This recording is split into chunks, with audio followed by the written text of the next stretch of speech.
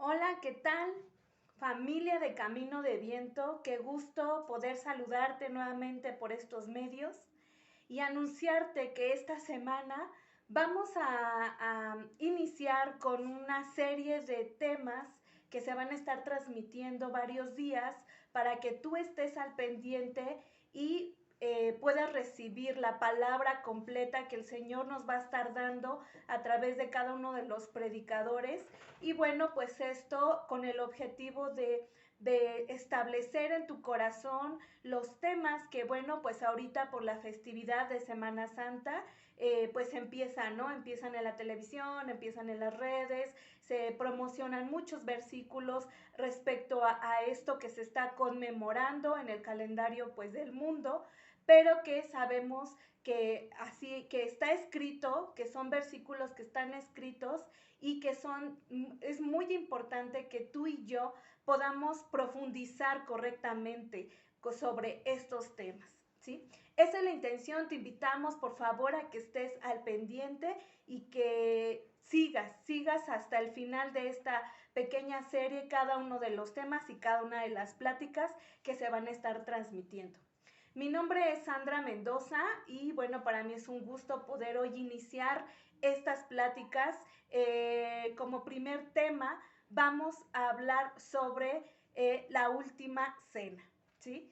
La verdad es un tema, bueno, considero que son de los temas que son muy profundos, muy sensibles a cada uno de los procesos y de los avances que vamos teniendo en nuestro conocimiento, en el conocimiento que vamos teniendo de la palabra que es Jesús mismo. Son temas muy profundos y bueno, pues vamos a tratar de desarrollar un poquito más cómo fue este acontecimiento tan maravilloso, tan profundo para tu corazón y para el mío.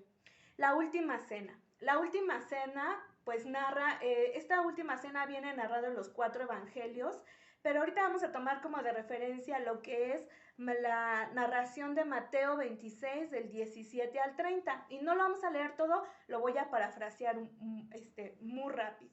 Y bueno, en estos versículos narra que es el primer día de la fiesta de Pascua. Recuerda que era una tradición celebrar este día en conmemoración del día en que el pueblo de Israel sale de Egipto. Y bueno, pues se hace esta conmemoración. Y entonces le dicen, está Jesús, pues él haciendo su labor de predicación, llega este primer día y sus discípulos le dicen que donde él quiere festejar la cena de Pascua o la festividad de Pascua. Él los envía, les da una serie de indicaciones y les dice váyanse a tal ciudad, van a encontrar a un hombre, ese hombre les va a decir, los va a llevar a un lugar, a un cuarto en la parte de arriba de la ciudad y ahí vamos a celebrar la Pascua, preparen todo y bueno, así acontece. Llega la noche, llega Jesús con sus 12 discípulos a este espacio donde ya estaba todo preparado, donde ya estaba amueblado, todo bien padre, así. Y bueno, dice la palabra que se sientan todos y que Jesús les expresa de primer momento el deseo tan grande que él tenía por celebrar esta festividad o esta última cena con ellos. No se los refiere así como última cena, pero les dice, yo tenía muchos deseos de celebrar esto antes de que el Hijo del Hombre sea entregado, ¿sí? Esto a mí como primer punto a resaltar, me emociona porque el llamado que el Señor nos hace constantemente a tu vida y a la mía es así. Es un llamado poderoso, es un llamado sobre todo de intimidad, es un llamado en donde tú y yo entramos a un espacio secreto, a un espacio apartado con Él, así como sus 12 discípulos, porque esto no aconteció cuando Él predicaba a las multitudes, ¿no? Él llamó a aquellos que lo habían seguido en toda su travesía de predicación y Él llama a sus discípulos, a sus amigos, a sus cercanos, a los que habían estado y permanecido con Él en todas sus pruebas, en todo el vituperio que Jesús tenía en cada una de sus predicaciones. Y bueno, Él llama a sus amigos, esta es una parte también que digo, Él los llama a sus amigos y les dice, yo tenía deseos de estar solamente con ustedes. Más allá de las multitudes, yo tengo deseos de llamar a mis amigos, de tener un espacio a solas con ustedes, con mis escogidos, con mis elegidos y tener esta comunión, esta convivencia tan íntima y tan profunda en donde Jesús va a sellar cosas extraordinarias y sobrenaturales en el corazón de cada uno de estos 12 discípulos. Yo no sé tú, pero yo sí me imaginaba cuando yo revivía estos relatos, me imaginaba pensar el poder estar, imaginarme poder estar ahí en ese momento y decir que el Señor me diga, yo tenía deseos de estar contigo en este espacio, en esta intimidad, porque quiero sellar cosas profundas en tu corazón. Y bueno, ¿qué pasa? Bueno, empiezan ellos a comer y antes de que Jesús parta el pan y el vino, a mí me llama la atención y es un poquito hasta doloroso cuando te metes a reflexionar un poquito más, porque de los primeros diálogos que Él les dice cuando ya están sentados a la mesa, les dice, uno de ustedes me va a entregar, uno de ustedes me va a traicionar, eso ya está escrito y así va a ser. Entonces los discípulos inmediatamente empezaron a mirarse los unos a los otros y empezaron a cuestionarle directamente, a decirle, yo seré yo, Señor, seré yo me imagino, si yo insisto, si yo hubiera estado en ese momento, pues yo también le hubiera preguntado, seré yo, Señor, yo te voy a negar o quién es el que te va a negar, y ellos se meten en una angustia y en una dolencia en su corazón de pensar que uno de ellos iba a ser ese traidor, ese que lo iba a entregar. Yo comparto esa angustia porque digo, híjole, y lo empiezan a cuestionar, ¿seré yo, Señor? ¿Seré yo? Y más allá del cuestionamiento era lo que estaba pasando en el corazón de estos 12 discípulos, bueno, excepto de uno o dos, ahorita la vamos a ver, que se atemorizan, se angustian, se cuestionan. Yo creo que entre ellos empezaron a pensar, no, pues yo creo que fulanito, ¿no? Porque pues como que es medio miedoso, como que realmente nunca te creyó, como que no te ama tanto como yo, como que es medio chismoso, como que es medio mala onda. A mí se me hace que ese es el que te va a entregar, ¿no? Yo me imagino porque dice que se armó ahí el relajo y Jesús les dice, o sea, de hecho, y ellos se meten tanto en esa angustia que no ponen atención cuando Él señala directamente quién es el que lo va a entregar, que es Judas Iscariote, y les dice, pues el que mete la mano a mi plato, ese es el que me va a entregar, y en otra parte, insisto, en varios, como esto viene relatado en varios, en los 4 evangelios, añade como diferentes argumentos, ¿no? Y le dice, inclusive le dice directamente a Judas, le dice, ve y haz lo que tengas que hacer, hazlo pronto. Y los discípulos, los demás, estaban tan ensimismados, tan en un rollo así como que muy no sé dónde, que ni siquiera se dan cuenta que le estaba diciendo ya directamente a Judas y ellos se quedan con ese escozor en el alma de decir, ¿puedo ser yo, Señor? ¿Puedo ser yo el que te entregue? ¿Puedo ser yo el que te niegue? Y pasa, posterior a esto, es cuando entonces Jesús, bueno, y retomando esta parte de la intimidad, a mí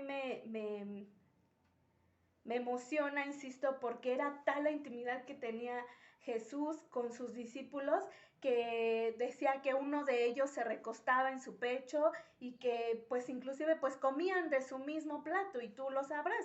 Yo, pues no dejas que cualquiera coma de tu plato, ¿verdad? Solamente personas que son de tu familia o tus hijos o tu esposo, pues son que compartes cierta intimidad con esa gente, tú compartes tu plato, pero no dice que inclusive él metían su mano en su plato, porque así lo narra, y se recostaban en su pecho, ¿no? Entonces es tal grado ese momento tan cercano al corazón de sus discípulos que entiendo puedo entender de repente la angustia tan grande en la que ellos entran cuando Jesús declara que uno de ellos lo va a entregar. ¿Qué pasa después? Dice que durante la cena, bueno, posterior a esto, él empieza y les declara la parte más esencial, que bueno, pues siempre se habla de ese punto clave de lo que es la última cena. Y bueno, que sabemos que se trabaja, se conmemora en muchas iglesias de diferentes maneras. En Mateo 26:26 dice: mientras comían, Jesús tomó pan y lo bendijo. Luego lo partió y se los dio a sus discípulos diciéndoles: toman y coman esto es mi cuerpo. Después tomó la copa, dio gracias y se le ofreció diciéndoles: beban de ella todos ustedes. Esto es mi sangre del pacto que es derramada por muchos para el perdón de pecados. Esto, insisto, es de los versículos más esenciales o la esencia profunda de toda esta parte de la última cena, cuando Jesús dice que están sentados. Yo, insisto, me imaginaba ese momento y decía, con esa dolencia en el corazón de los discípulos, de decir, puedo ser yo el que niegue al maestro, de repente cambia así como que toda la dinámica y les dice, pero este es mi cuerpo, y les da un pedazo a cada uno y coman de mi cuerpo, y esta es la copa que representa mi sangre del nuevo pacto.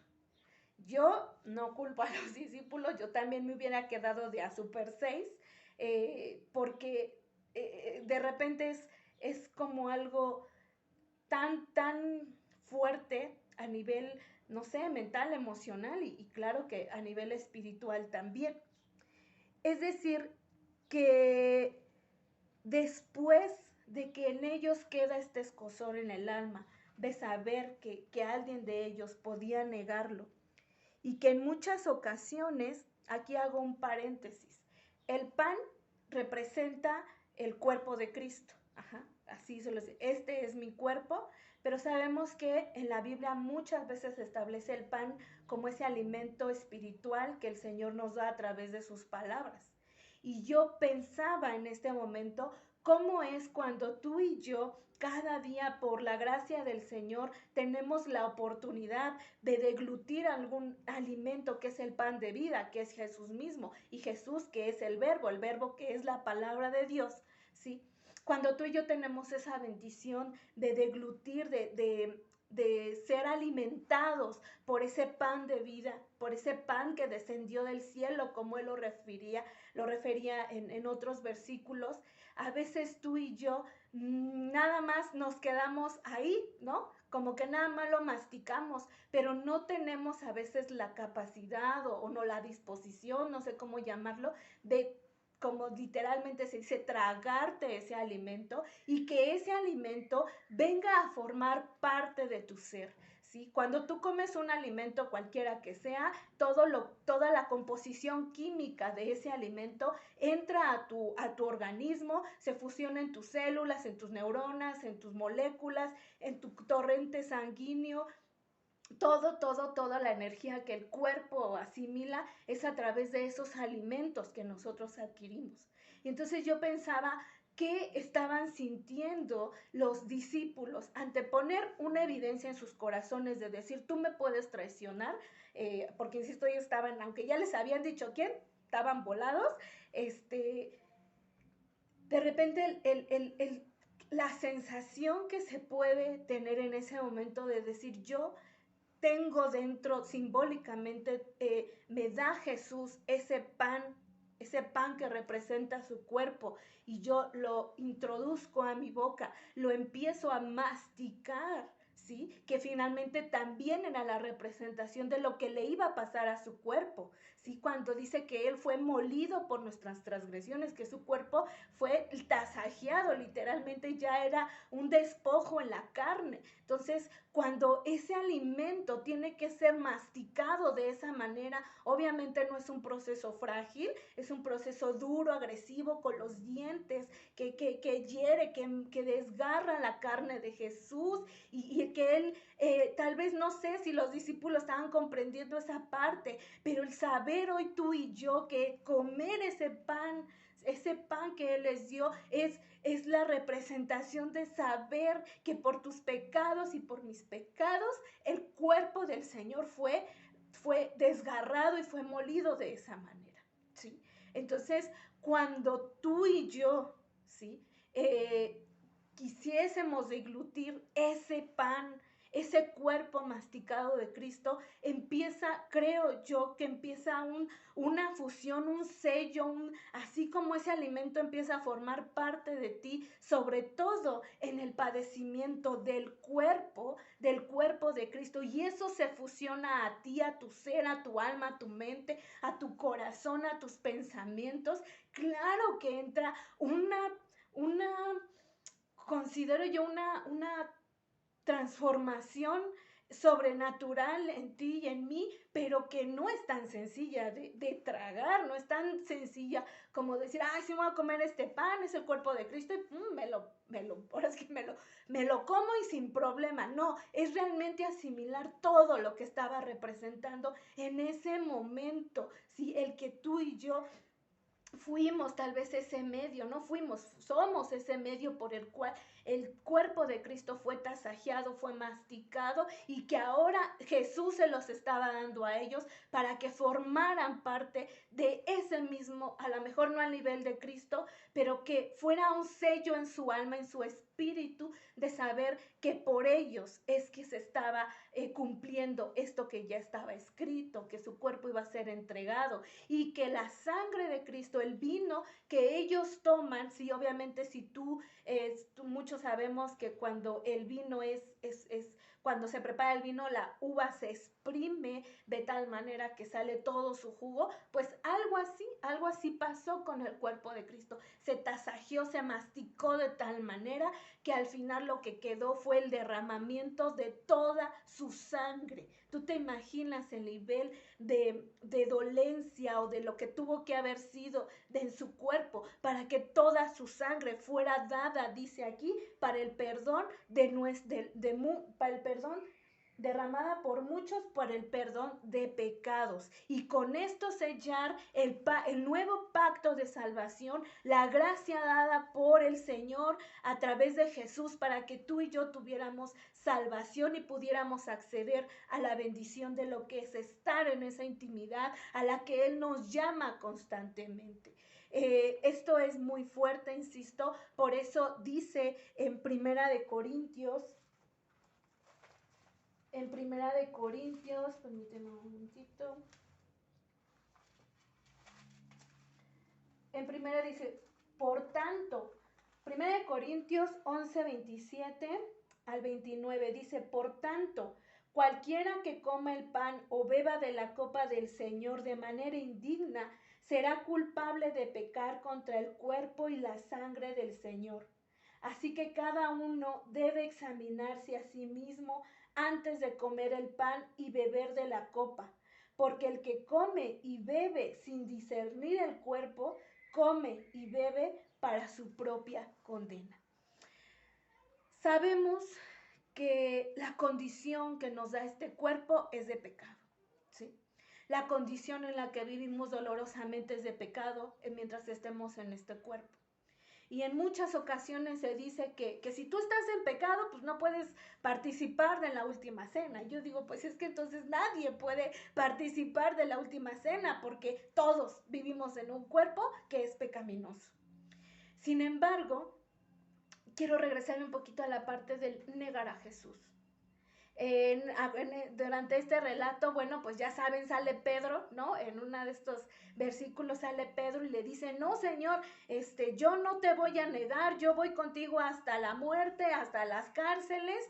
Y pues Jesús le dice, mira, mejor cállate, porque Satanás ya me pidió zarandearte y yo solamente oro para que no te falte su fe. Es decir, que el Señor lo iba a sentar en su jactancia, en su palabrería, a veces esa que tú y yo también tenemos. Yo te creo, yo te sigo, Señor, yo te amo, te alabo. Wow, Señor, tú eres lo máximo, eres todo para mí. Y ya a través de eso creemos que ya estamos mega santificados o ya estamos súper espirituales del otro lado, pero tómela cuando llega la hora de enfrentar circunstancias que son causa misma de nuestra obra con el Señor, que decimos, no, espérate, ¿cuántas veces tú y yo hemos negado la carne, el cuerpo de Cristo, por salvar nuestra propia carne?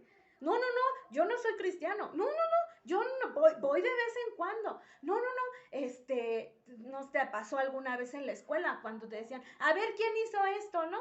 Y tú estabas ahí en la bolita, no, él, yo, como le decían a Jesús, yo, Señor, yo te voy a negar, no, ¿cómo crees? Y ahí estaba el Pedro, ¿no? Que le dijo, mira, mejor cállate porque antes de que cante el gallo tú me vas a negar 3 veces, ¿sí?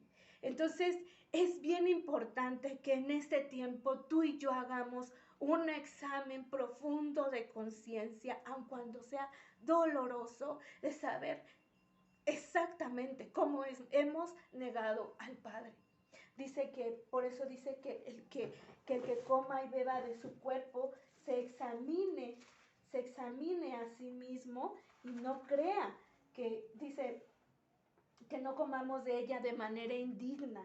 Es decir, ahora sí que no nada más por hacer o por decir, si tú y yo no tenemos una disposición en el corazón, sinceramente, diciéndole al Padre, no sabes qué, mi Señor, yo te amo, pero pues hasta aquí, no es mejor, a lo mejor de decirle al Padre la verdad, decirle que el nivel de padecimiento que podemos tener por Él tal vez no llegue a ese grado, no lo sé, es un examen, es una conciencia, dice aquí, que tú tienes que hacer para así mismo, antes de comer el pan y beber la copa, porque el que come y bebe sin discernir el cuerpo, come y bebe para su propia condena. Es decir, cuando realmente no hemos entendido el significado de lo que es comer del cuerpo de Cristo, es decir, estar dispuesto y decir, Señor, yo voy a morir a mi carne, así como tú moriste a tu carne por mis pecados, y no solamente por mis pecados. Y esta es la otra parte muy fuerte en lo personal, pues te lo comparto, es decir, de aquellos que son convidados de este cuerpo, de aquellos con los que tú has formado esa comunidad, esa iglesia, esa unidad de la iglesia en la que todos hemos sido partícipes en cierta medida de los padecimientos de Cristo por la labor que llevamos a cabo, y que de repente seamos nosotros mismos los que neguemos a Jesús, condenando, enjuiciando, criticando, rechazando, murmurando, comiéndonos con los cuerpos. Ajá, no te comes el cuerpo de Cristo, te comes el cuerpo de la vecina o del marido. Ay, míralo cómo está, el chismoso, el grosero, no sé qué. Eso sí no los comemos fácilmente, pero el cuerpo de Cristo es otra cosa. El cuerpo de Cristo es que se fusione de tal manera contigo que tú estés dispuesta a establecer ese pacto con Dios a través de su sangre, por el cual se lavan tus pecados y se lavan los pecados de tu prójimo. Por eso el mensaje principal nuevamente, por ejemplo, en Juan 13:13, que establece el lavado de los pies de los discípulos. Ajá, es un tema ya más profundo, que habría que abordar más profundamente, pero al final la labor es: ámense los unos a los otros, padezcan los unos por los otros, aguántense los unos por los otros. que estés dispuesto, si realmente dice, así como yo lo he hecho, si tú dices que yo soy el maestro, así como yo lo he hecho, así háganlo los unos con los otros. Pero no estamos muchas veces dispuestos a padecer un poquito en la carne, un poquito la suciedad de otro, el enojo de otro, el pecado de otro, creyéndonos ya semisantos, ¿sí? Para decir, no, él, no, yo no, él te está negando, Señor, él te está enjuiciando, Padre, él, no. Esta primera sensación que quedó allí en el corazón de los discípulos, es decir, yo te he negado, Señor, yo puedo ser el que te niegue, claro que puedo ser yo, y es más, claro que he sido yo dolorosamente, no quisiera, Señor, pero ahí está mi condición, pero si tú quieres, pero si tú crees que yo tengo eso que entregarte y ser partícipe del deglutir el cuerpo de Cristo, híjole, dice aquí mejor, pensémosla dos veces, yo no te digo que no, pero hoy el Señor nos invita a reflexionar profundamente, realmente sobre los pasos que vamos dando, sobre nuestras actitudes y nuestros modos, y si realmente ya estamos listos, ya estás listo, tú ya estás listo, tú ya reconociste cuál ha sido tu negación al Señor, ya hay quebranto en tu alma, ya hay quebranto en tu ser para rendirte totalmente y entregarle tu vida completamente al Señor. Es algo que yo te invito que lo ores, que lo trabajes en oración, que clames a tu Padre que está en el cielo, que Él tenga misericordia de ti y de mí, porque dice en la palabra que el que no come y no bebe de su no come en su cuerpo y bebe de su sangre no tiene parte con Él. Entonces, pues esta es la palabra, espero que sea de gran bendición, de gran reflexión. Recuerdo nuevamente, van a ser varias pláticas y bueno, que Dios te bendiga, que disfrutes estos días, que este alimento sea bien masticado, bien deglutido, bien tragado por ti y por mí y sigamos detrás de nuestro Señor Jesucristo. Que Dios te bendiga, muchas gracias. Bye.